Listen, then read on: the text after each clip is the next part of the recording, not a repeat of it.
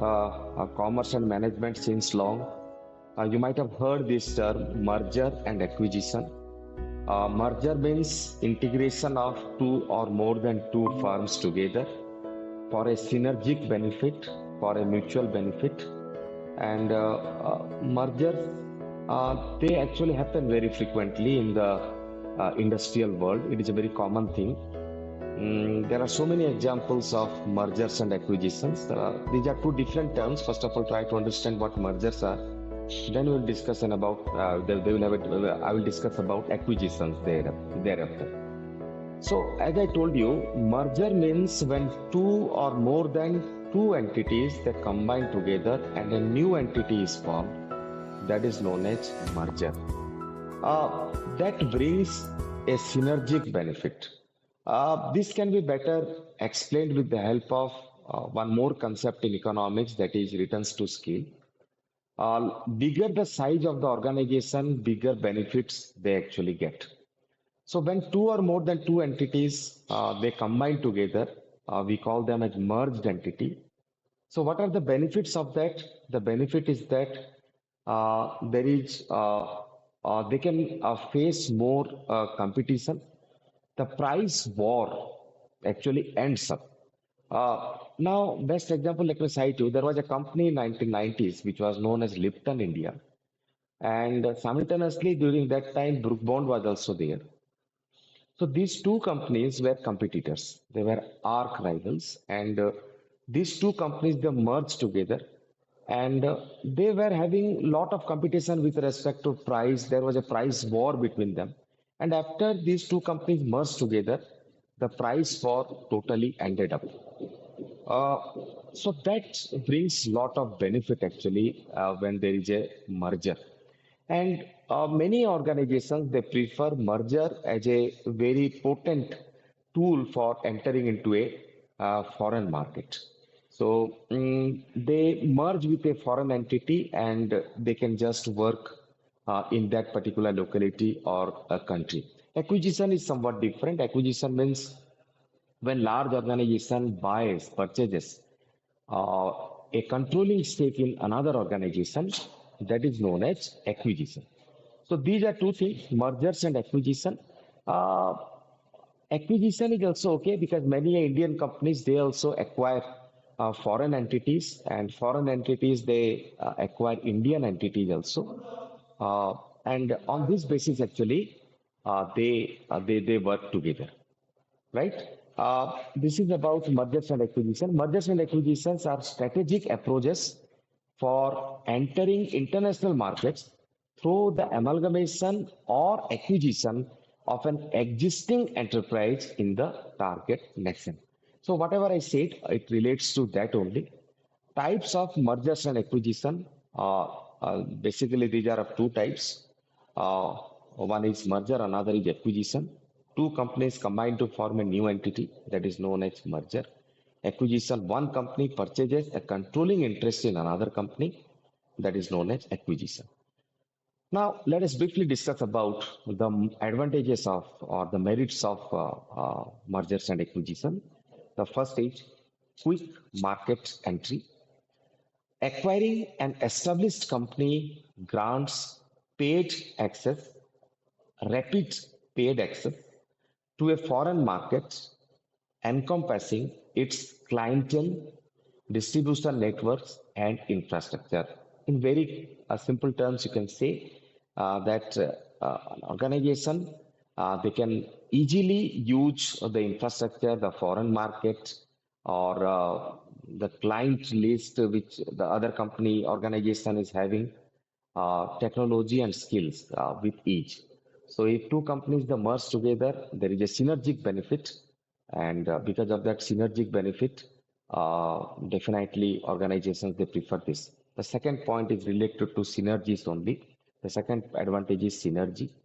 Mergers and acquisitions can generate operational synergies and the cost efficiency through the amalgamation of resources, technology, and skill. Now, let me just briefly explain you what synergy is.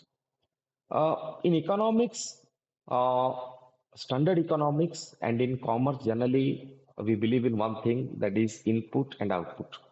Output should be equal to input. Generally, we say in mathematics also, the left hand side should be equal to right hand side, we say. Uh, Likewise, this is a very general thing that output will be equal to input or slightly less than input.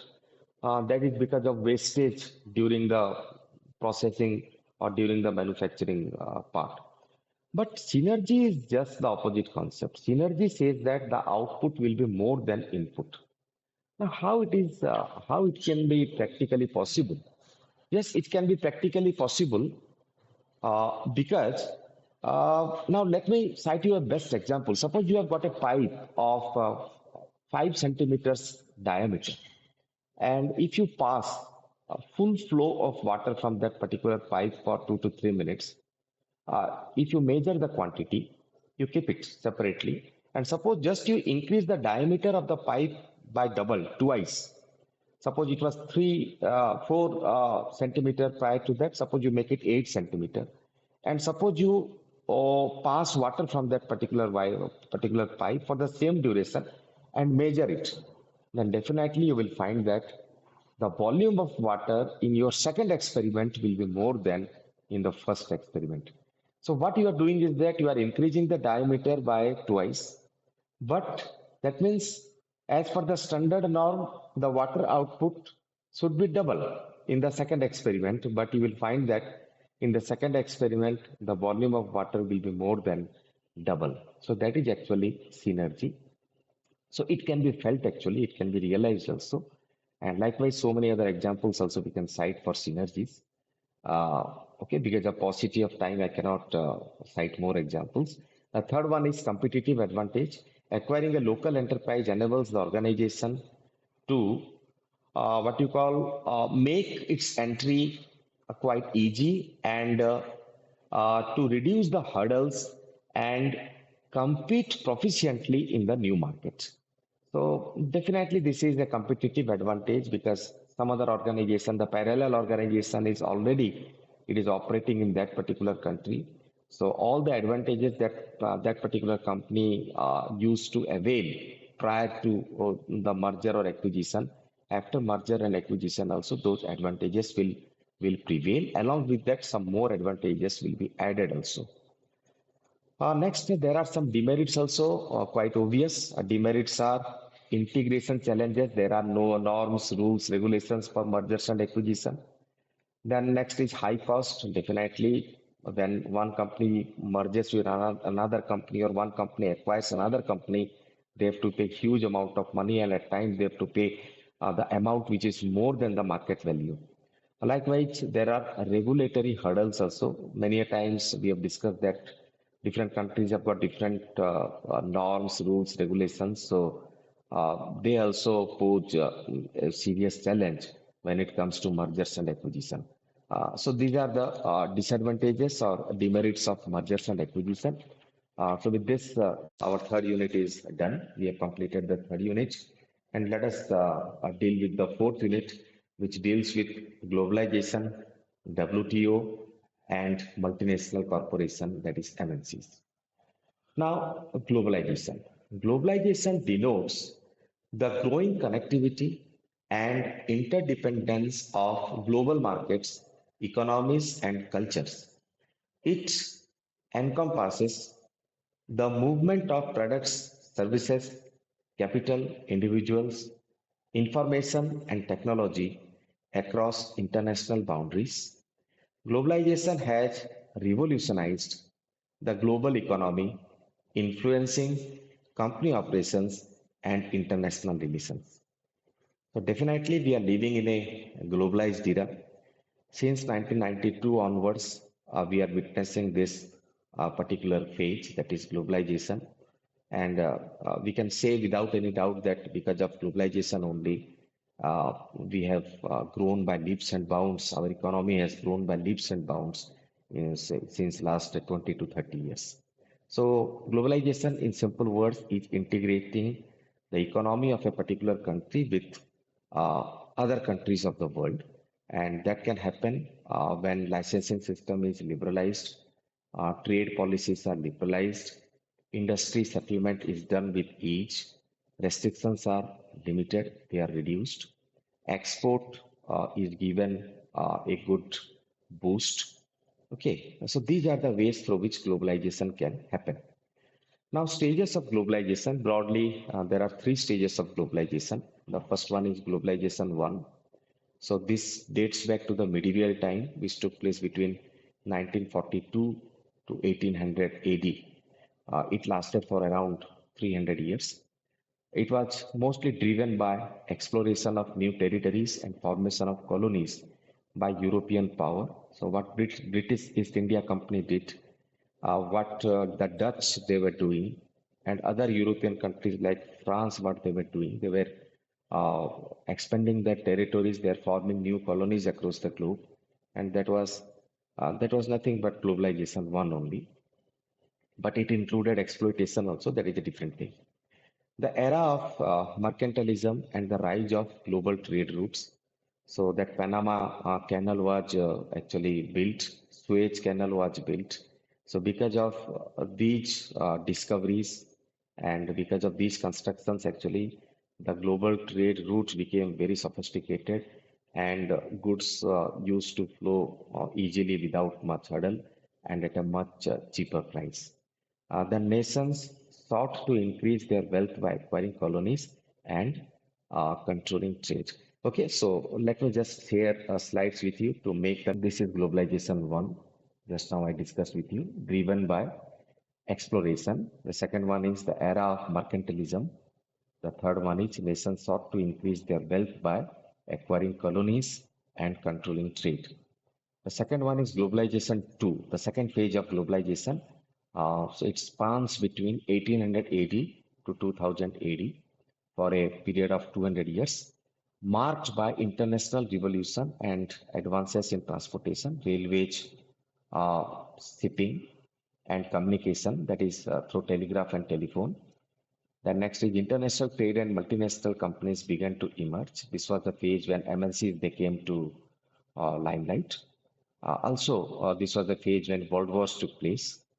Two World Wars took place between this particular phase, and that was quite unfortunate. So, World Wars and the establishment of global institutions like United Nations also shaped this particular period. So, the aftermath of the World War was okay because after the World War, only United Nations came.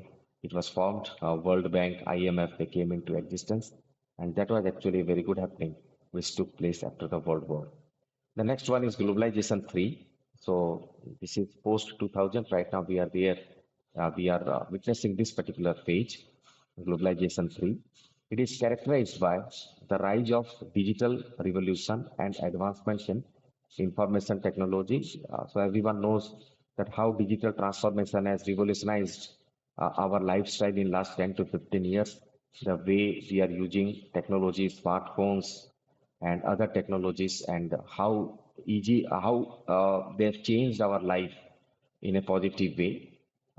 We know it very well. Second one is global supply chains like e-commerce and outsourcing have become dominant features. Definitely, we are purchasing a lot from e-commerce platforms like Amazon, Flipkart, Miantra. There are numerous number of platforms, and they are facilitating the needs and requirements of the common people.